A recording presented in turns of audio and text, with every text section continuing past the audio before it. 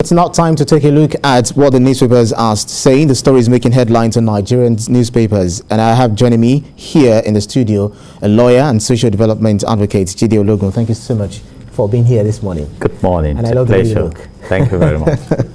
Also, public affairs analyst, a lawyer as well, Tunji Abdulhamid is joining us via Zoom. Thank you so much for being here. Good morning. Thank you for having me. So let's dash straight into what the newspapers are saying this morning. Daily Times is the first, has it that President Buhari inaugurates Dangote's 3 million metric tons fertilizer plant.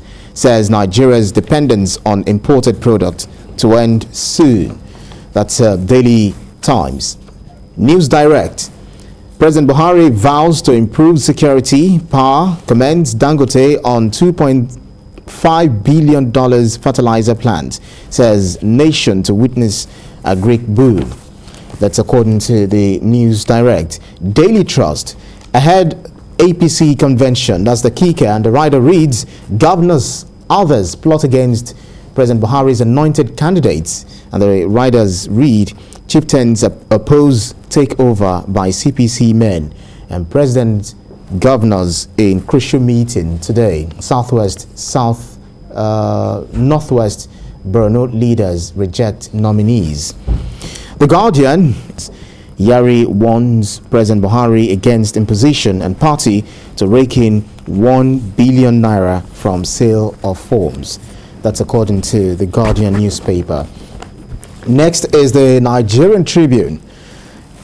The kicker reads, APC convention, and the headline, Southern delegates set to stop Adamu as Southwest governors tighten news around President Buhari's candidates. Intense battle for youth leader as Northern supporters of Israel Dada flex muscles. That's on page 5 of the Nigerian Tribune. Vanguard newspaper is next. No pact to cede presidency to Southwest. APC bigwigs insist stakeholders fault zoning formula. 2 days to convention, and party takes in over 700 million naira from nomination forms. That's the Vanguard newspaper is there. The Nation newspaper is next. PDP quakes over zoning. Let's focus on getting power, says Tambuwal. Party's Southwest leaders insist on power shift. And President Buhari, $2.5 billion Dangote fertilizer plans will boost forex earnings. Wow. And then over the nameplates on the Nation newspaper, I inherited 100 billion naira debt, says the latest governor, Charles Soludo. Treasury pathetic. I think we're going to look at that in the course of our discussion. Leadership newspaper is next. Amid zoning debate in PDP, Atiku, former Vice President Atiku beats PMB's record attempt at presidency, makes 6th declaration. Oh, this is what he's talking about. That former President Atiku Abubakar beats President Muhammad Buhari's record attempt at presidency. Is coming for the 6th declaration. That's interesting. Well, Blueprint is next. Tambuwal on 2023, demography, not zoning, will determine Nigeria's next president. Demography, not zoning, will determine Nigeria's next president. Daily Sun, next. Fireworks at Senate over court judgment on Electoral Act. Debate deferred to today. NBA begins probe, calls for caution, decorum. Fireworks at Senate over court judgment on Electoral Act. Debate deferred to today. NBA begins probe, calls for caution, decorum. This Nigeria is next. Anambra Treasury. Soludo opens Pandora's box. Governor Soludo opens Pandora's box, says ex-governor Obiano left 100 billion naira debt and 300 million naira cash in the treasury. Wow. The massive job cuts, that's according to the Punch newspaper next. Massive job cut looms. Dollar hits 519 naira as forex scarcity bites harder. That's on page 21. We buy over 90% of forex from BDCs. Job losses likely, lament manufacturers. And then banks limit online transactions to $20 per month. Travelers, others patronize bureau de change. The national economy is next. $20 limit on Naira cards takes toll on international transactions. National economy, $20 limit on Naira cards takes toll on international transactions. Business Day is next, and the last but not the least. Nigeria's 32 million ton annual solid waste ripe for investments. Nigeria's 32 million ton annual solid waste ripe for investments. That's according to the Business Day. So let's get talking about this.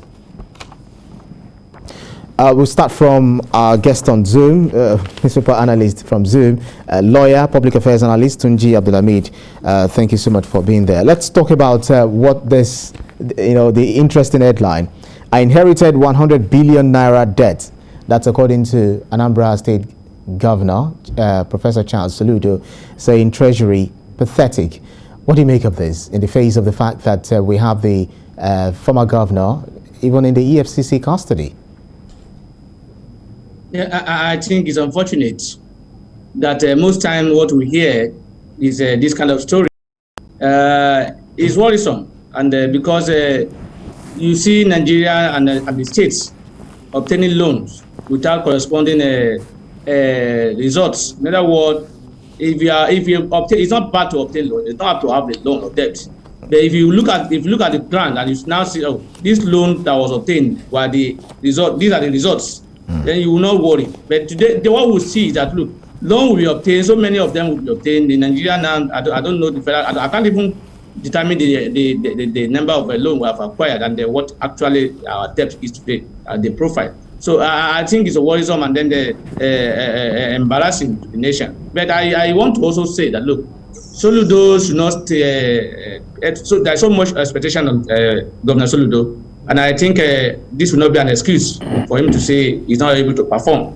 Yeah, those are the liabilities of being government, and those are the liabilities of being in power. So you need to find a way around it. But you see, there must be a proper investigation on this. There must be a probe as to where are this money? What have they been used to? Because this is why we are having what we are having today. Because governor will come, president will come, they will obtain loan, they will obtain that, and then nothing will happen, and nobody will ask question. You just ask them to come 1, 2, 3 days thereafter, or after a month or two, granted bail, and that will be the end of the case. We have so many of them at the National Assembly, we have so many of them as governor, we have so many of them as ministers. So the people will not even care because they know that, look, it's a matter of time, and the thing will go away. So I think the EFCC and the other agencies that are in charge of this kind of a thing, so investigate the matter, and then let's know whether or not the money has been embezzled by somebody, whether or not the money has been used for infrastructure in the state, whether or not the money has been visually utilized. So I think we need to look at this, and then before you can say, look, why having that amount of loan may not be an issue, but if we cannot trace where the money went to, then that will be an issue. So we need to do investigation on this. And then I don't like the kind of investigation we do in the FCC. You remember Fayose when it was about leaving office? There was an allegation regarding all this kind of a thing. As soon as he left office, he went to the FCC, and today we are not hearing much about it again. So many of them are there like that. So I think we need to do more in this regard. It's unfortunate that we are where we are today, and unfortunate that things are not going on the way it should be, despite all the humongous debt and loan being acquired by the states. I think they should look at it vis-a-vis the development in the state and see whether or not there's any corruption that has taken place, because corruption is one of the major problems in this country. Until we cure that corruption, we may not be able to go further. Yeah. So, Jide Logun, during the inauguration of the incumbent governor, Anambra State, Professor Charles Soludo, he said he wanted to hit the ground running. He said he wanted the inauguration to be, shouldn't even last longer than he expected. So, hitting the ground running and coming out again to talk about meeting 300 million naira in cash and a hoping 100 billion naira debt. Is this going to slow him down?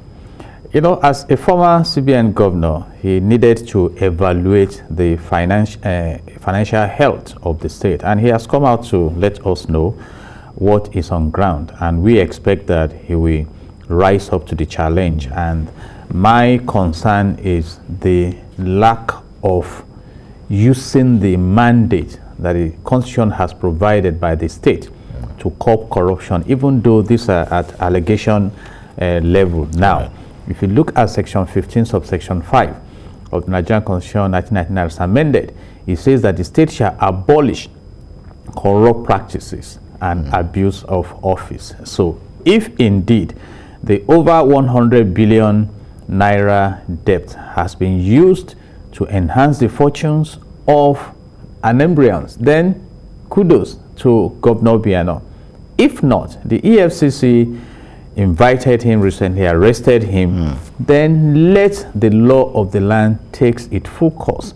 As a governor or deputy governor, you are entitled to immunity.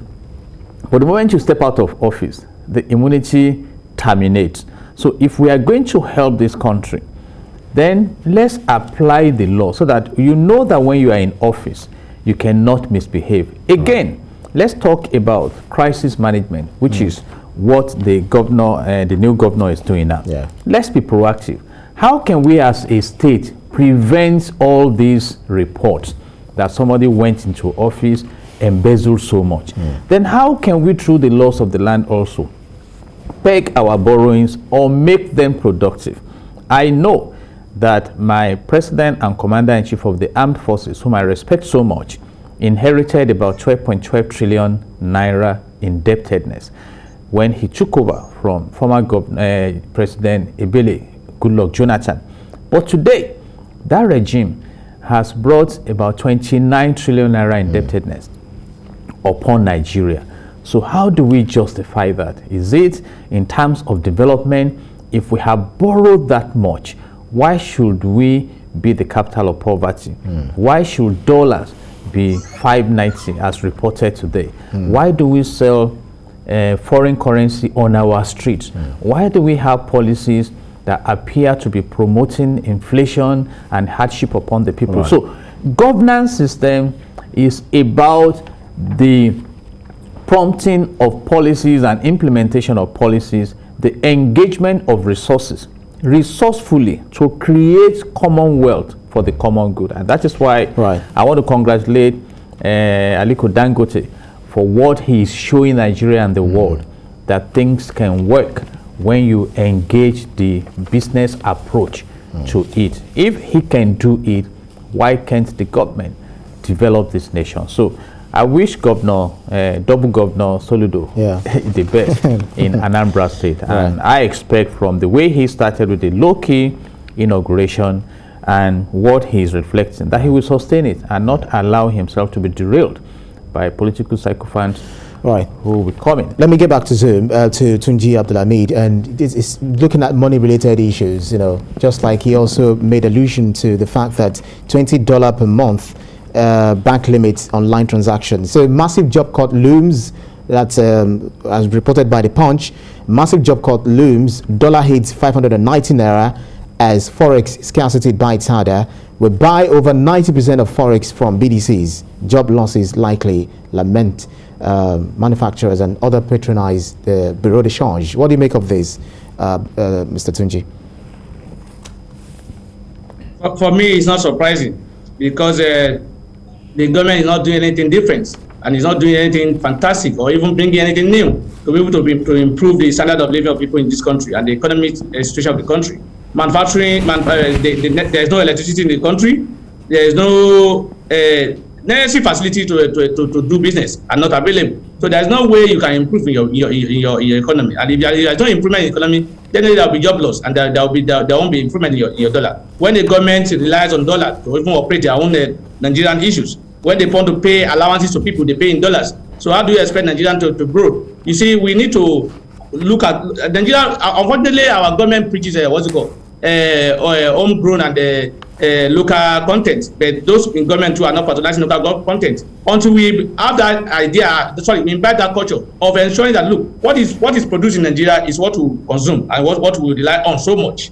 They will may not be happy. Because I want to commend Soludo in this regard. You know, when during the inauguration, he did not go for foreign vehicle. He tried to patronize Nigerian local manufactured cars. You know, he tried to do that. So that will encourage other manufacturers to do things. And if I assume that if federal government and other government agencies are patronizing local vehicles. You imagine the kind of employment it will create and all that. But when you see those in government go abroad to do certain things, our president just returned from abroad on medical. How do we improve the medical institution in our country? How do we improve our economy? So all these are part of the issues we're having problem with our economy, and until that is changed, we may not be able to go anywhere. The president needs to lead by example. The governors need to lead by example. The ministers need to lead by example. The commissioners need to lead by example. Until this is done, we'll see local content as major issue for us to deal with. We may not be able to improve. Our dollar will continue to increase. The unemployment will continue to increase. We're not creating employment. We're not doing anything. We're just there. We're just hoping that God will just come and miracle will happen and things will fall in places. It doesn't work that way. It's not a rocket science thing. We need to plan. We need to do things. I am not seeing what the government is doing these days to even improve anything. For past months or so or weeks, the electricity has been something. There has been queue on regarding fuel. Nothing is being done. So until these are done, most businesses will collapse and the unemployment will continue to increase, and the dollar will also continue to increase. We're not doing until when you import and export or whatever. When you import what's it called, commodity, that's when you get your dollar will have your money will have a value. Right. We're not doing that. We're just importing goods and then thinking that thing will change that way. It doesn't happen that way. I'll bring you back to the studio again. Daily Times reported, among other newspapers, saying President Muhammadu Buhari was actually in Lagos yesterday to inaugurate Dangote's 3 million metric tons fertilizer plant. Says Nigeria's dependence on imported products to end soon. Is that a silver lining? To end soon is a vague expression, because that soon may be 17 years. So if the state does not rise up to become productive, then it will be like we are handing over the economy of the nation to the private sector in a limited arena. And if you read Section 15 of the Nigerian Constitution 99 as amended down to 16, it says that the economy of the nation should not be managed in a way that you concentrate wealth in the hands of few. It's there. So now, where do we find a supportive, enabling environment? For example, Dangote intends to export fertilizer commendably. That will earn us forex. Of course, when the refinery starts business, about 250,000 barrels per day. You see, that will help the economy, but to what extent? Now, the fertilizer, is it the farmer that cannot go to farm for fear of terrorists that we use fertilizer? You see, or is it that some African nations or some countries where the fertilizers will be exported to, we benefit from this massive economic impact that Dangote is bringing to the nation? So what happens to our 4 refineries? What happens to electricity? A wise man said that those who make excuses don't make progress. Look at the power sector now.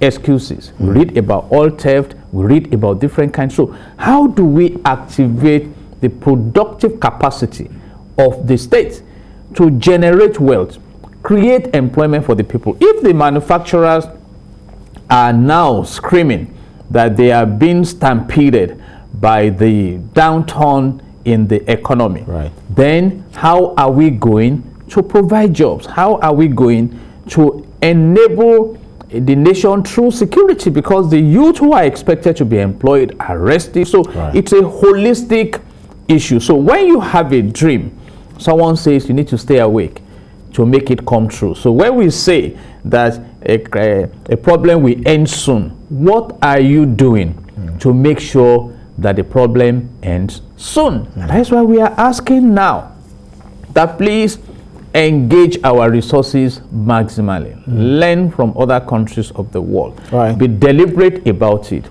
Your assignment is to prosper the people, and for that purpose God has over prospered Nigeria in terms of resources. So engage these resources and let's generate wealth for the people. All right, let me take it to our Zoom guest, Tunji Abdulhamid, and this will be your final thoughts. And I wanted to weigh in on what the Daily Sun reported, saying the federal government declares war on oil thieves, sets up panel to probe activities. One of the things that we expect to see.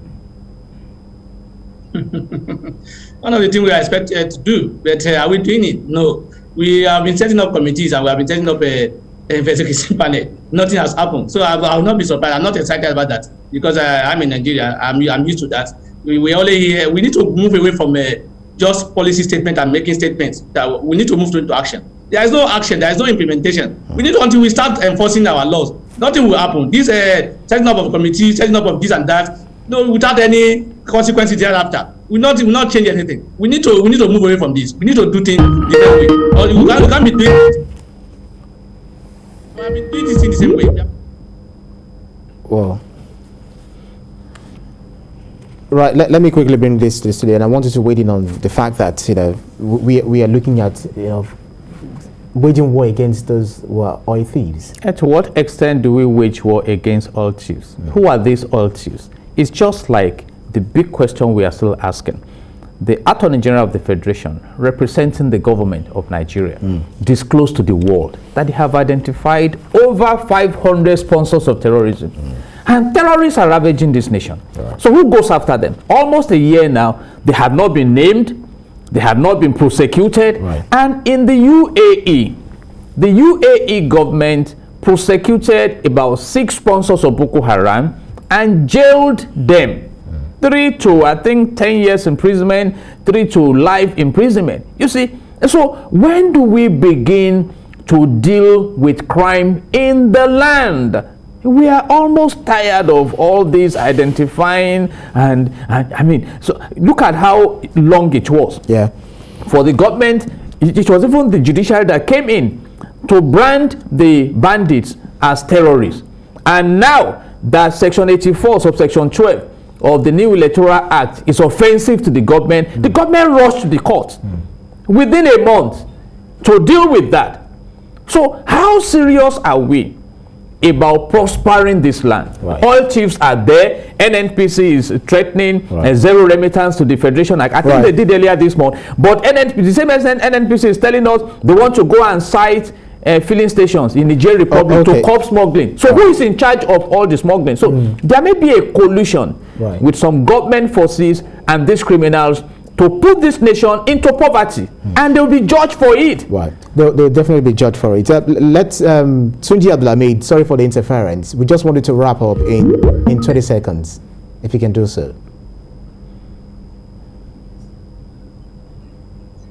Tunji Abdulhamid, your final thoughts in 20 seconds.